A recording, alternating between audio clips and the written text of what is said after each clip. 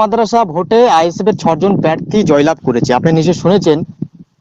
এই জয়লাভ করার কারণে আইএসএফ প্রার্থীদের মেরে বার করে দেওয়া হয়েছে, অভিযোগ উঠেছে তৃণমূলের বিরুদ্ধে।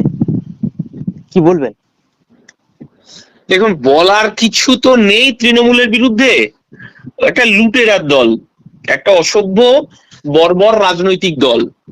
ওদের এই মুহূর্তে ওদের যা অবস্থা, ওদের লুট করা ছাড়া কোনো গতি নেই। এবং ওরা যেমন গুন্ডাগুলোকে পুষে রেখে দিয়েছে, আর হচ্ছে পুলিশ প্রশাসনের একটা অংশকে পুষে রেখে এই সমস্ত কাজকর্মগুলো করছে। মানুষ তৃণমূল কংগ্রেসের সঙ্গে নেই এবং আগামী তো তৃণমূল কংগ্রেসের সঙ্গে থাকবে না। আপনি বলুন তো, আমাদের ছোট ছোট বাচ্চাদের বাবা মারা কি শিক্ষা দেয়? যে মারপিট করবি না, ঝগড়া করবি না, বাজে বন্ধুদের সঙ্গে মিশবি না।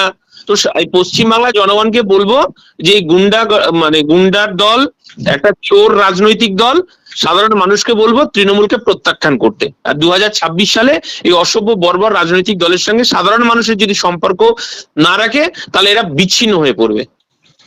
আইএসএফ কি ভয় পাচ্ছে তৃণমূল? ভয় পাচ্ছে বলেই তো লুট করছে। আমরা ন্যায়ের কথা বলছি, আমরা সত্যের কথা বলছি, মানুষকে চোখে আঙুল দিয়ে দেখিয়ে দিচ্ছি যে তৃণমূল পশ্চিমবাংলায় 2011 সালের পর লুট করলো। গরিব খেটে খাওয়া শ্রমজীবী মানুষের তার অধিকারটাকে লুট করলো। বেকার যুবকের পেটে লাথি মারলো। বেকার যুবকরা যারা চাকরির জন্য পরীক্ষা দিল, চাকরি পেল, তাদের চাকরি চলে গেল। একটা লুট বর্বর চোরের দল, অসভ্য বর্বরের দল। এদেরকে সাধারণ মানুষকে প্রত্যাখ্যান করতে হবে।